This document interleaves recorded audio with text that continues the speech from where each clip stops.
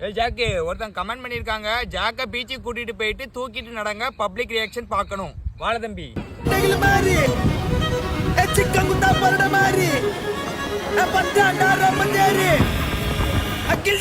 எங்க பாரு